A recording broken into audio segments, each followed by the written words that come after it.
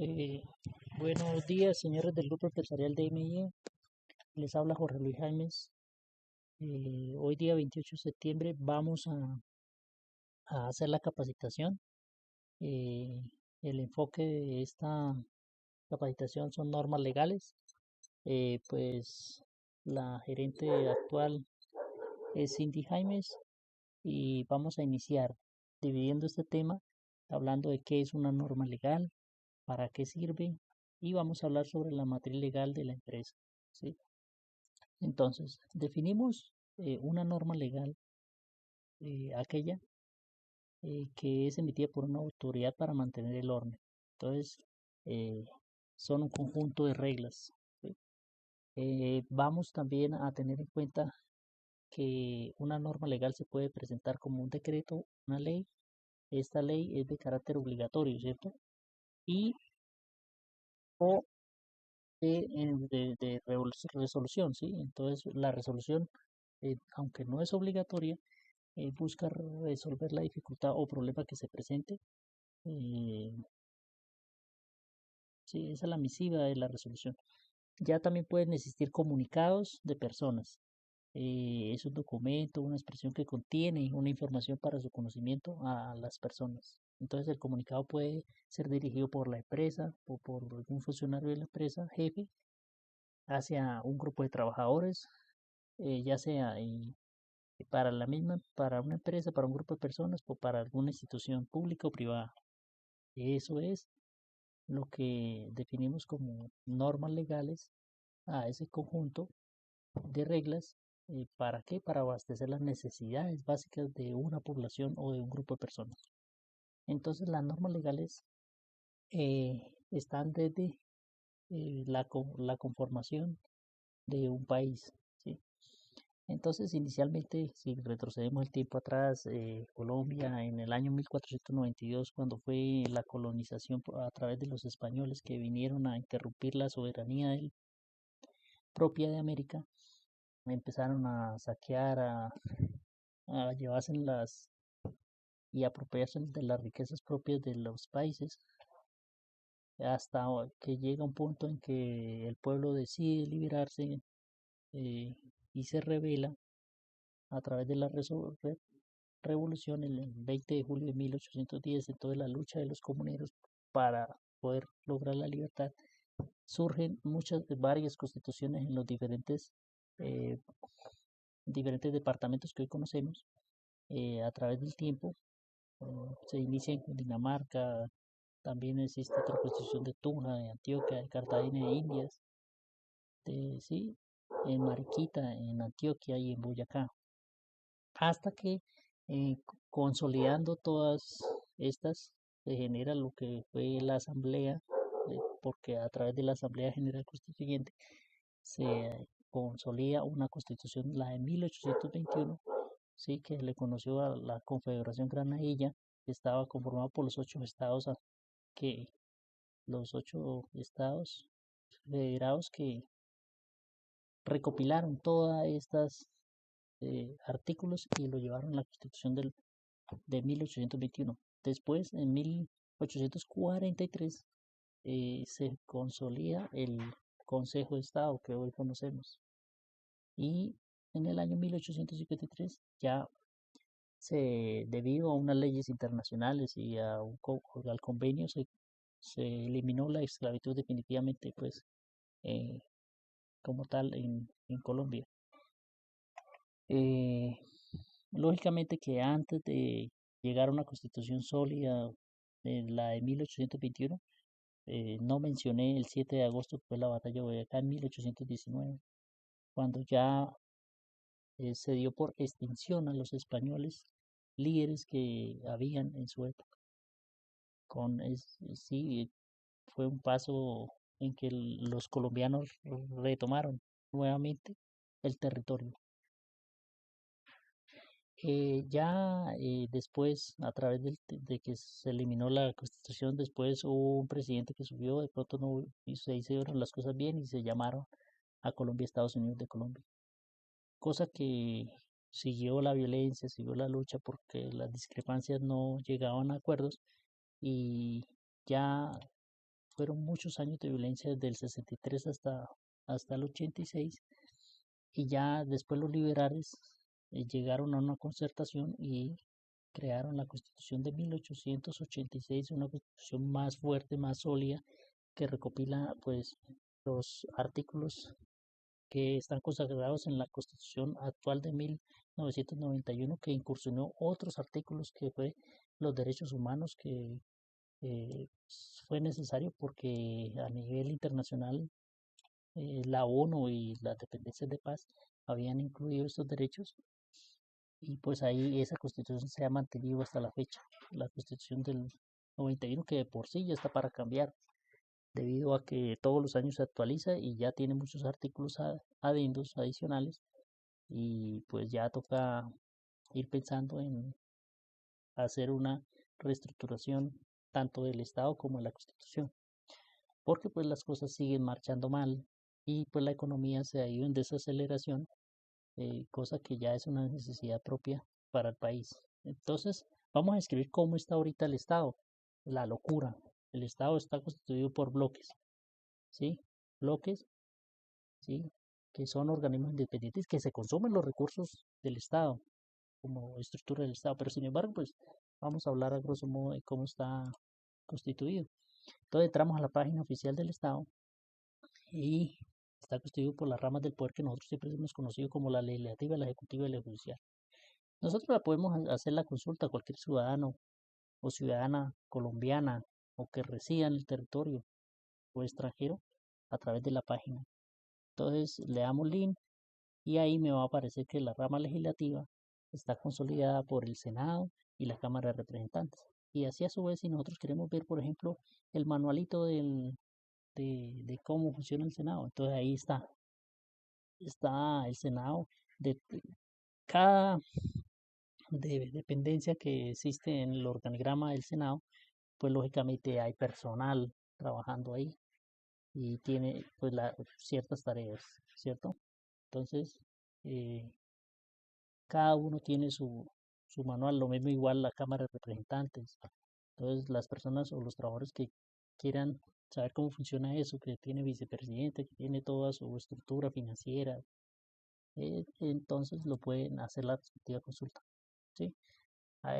Ya hablando de la siguiente rama, que es la legislativa, que es la más que eh, eh, salimos de esta legislativa y pasamos a la ejecutiva, que está la de orden nacional y orden departamental y municipal. La nacional pues está involucrado lo que es el presidente, ¿cierto? La departamental pues el gobernador, y la municipal pues ¿quiénes? Eh, los alcaldes. Entonces, si nos entramos a la presidencia, entonces está constituida del Consejo Superior, ministerios, los departamentos administrativos, las unidades nacionales especiales, sin persona jurídica. Y están los diferentes sectores que administran. Los diferentes sectores que administran, pues como tal, la nación en cada sector económico, ¿sí? De cultura, de hacienda, de tecnología, de vivienda, etcétera, etcétera. ¿Sí? Entonces, nosotros vamos a encontrar todas estas entidades públicas inmersas en el Estado colombiano, ¿sí? Entonces, si nosotros queremos saber más de los ministerios, pues entramos, hay 19 ministerios, ¿sí? A la fecha. El último creado es el Ministerio de la Igualdad y la Equidad, ¿sí? Bueno, ahorita tenemos el de Hacienda, que ahí es donde se adelantan los procesos de, de conteo de la moneda para hacer las reformas, ¿sí? Todos ellos, Hacienda maneja ese tema, y así los diferentes, el Ministerio de Trabajo, todo lo que tiene que ver con ustedes, los trabajadores, etcétera, etcétera. Y así respectivamente el de transporte, etcétera. Entonces, nosotros, eh, cada vez que queramos conocer de alguna institución o algo, lo podemos hacer a través de esto. Antiguamente aparecían los nombres de las personas, pero por temas de seguridad no los publican, eh, pero, pero entonces podemos acudir a la entidad que corresponda, ¿cierto? Entonces ya nuevamente volvemos a la estructura del Estado y seguimos con la rama judicial, que esa consta básicamente de la Corte Constitucional, la Corte de Justicia, los tribunales superiores, ¿sí? y como tal aquí recibimos los diferentes jueces de la República, ¿sí? Entonces, también se creó otras cosas adicionales, como las jurisdicciones especiales, que son los jueces para la paz. Entonces ellos juzgan a quién, a las personas del conflicto armado, a todos los que pertenecieron a grupos armados. Eso es una comisión que se creó aparte, ¿sí? Y ahí eso es lo que consolida la rama judicial. Ya si nos pasamos a otro bloque del Estado, están los órganos autónomos independientes, ¿sí? Estos órganos, ellos operan con recursos propios, el Banco de la República, la Comisión Nacional de Servicio Civil, las corporaciones autónomas regionales o los entes universitarios autónomos, la Autoridad Nacional de Televisión. Entonces, ellos recaudan, ellos tienen su forma de recaudar los dineros, etcétera, etcétera, a través de los servicios que prestan. Sí, sí, y cada uno controla como tal eh, su misma gestión. La organización electoral, ¿cierto? La organización electoral que para ahorita en octubre ellos empiezan a operar, que es la registraduría y el consejo, ¿sí? Y el Consejo Nacional Electoral, básicamente. Si nosotros, como le digo, queremos conocer más cómo se hace todo el proceso, están los respectivos manuales y la información publicada por el mismo gobierno, las respectivas leyes y decretos asociados a cada ¿qué? Institución, por decirlo así. Entonces se encuentra ahí en el organigrama. Entonces nos devolvemos un poquito. ¿Y cuáles son los organismos de control? Los organismos de control son aquellos que generan vigilancia, auditoría a las instituciones propias, públicas y privadas asociadas al Estado. Entonces, básicamente tenemos la Contraloría General, los Fondos de Bienestar Social, la Contraloría General de la República, la Auditoría General de la República, el Ministerio Público, la Procuraduría General de la Nación, el Instituto de Estudios del Ministerio Público y la Defensoría del Pueblo, ¿cierto? Entonces, ahí tenemos los organismos de control y otro que se creó ahorita por el tema del proceso de paz, desde el inicio, desde que inició con Pastrana Arango, pasó ¿qué? Por Juan Manuel Santos y ahorita lo sigue llevando Petro con el tema de la paz total. Se creó este sistema integral de la verdad, en la cual busca llevar todas las personas del conflicto y catalogarlos en este bloque. Entonces ahí vemos que tiene una organización estructural, ¿sí? Tiene un presidente, tiene una autoridad a cargo, ¿sí? Y también tiene su propio sistema, como nosotros lo vimos de justicia anteriormente, y también tiene un tribunal de paz. Prácticamente, así hablándolo a grandes rasgos, podemos decir que a medida que ha avanzado la estructura del Estado se ha ido consolidando por bloques, ¿sí? Aunque la sugerencia mía siempre ha sido para un sistema más bien de capitalista y centrado, ¿sí? Cual su máxima autoridad sea el presidente, cosa que se le ha quitado al presidente, porque imagine, para buscarnos al presidente en la rama ejecutiva, ¿dónde lo tenemos? ¿Sí? En el orden nacional sí, pero imagine, va a despedir una persona del ministerio que va a hacer trabajo, prácticamente tiene que pedirle permiso a quién, al Senado o cosas así. Entonces, de pronto es falta de organizarlo correctamente como deben ser las cosas, pero pues ahorita estamos hablando de que las leyes nacen de la soberanía y constitución de la Carta Magna, que es la constitución política, que también está publicada ahí en la cuestión del link del Senado, y invoca la protección de Dios en la constitución, ¿sí?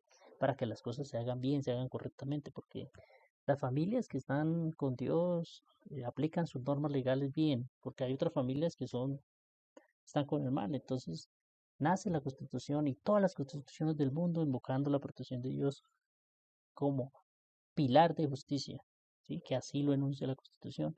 Como Estado social de derecho, inicia en su artículo primero y finaliza en el artículo 380 de la Constitución, que lo podemos ver ahí fácilmente ahí. Nosotros vemos los 380 artículos de la Constitución del 91, que inicialmente iba hasta aquí, ¿sí? Y después se agregaron otros artículos a través de los años, ¿sí? Y, y finalmente se adicionan los artículos transitorios, que son los artículos de qué? De la paz, ya lo último que se ha agregado. Está ahí, lo podemos consultar breve.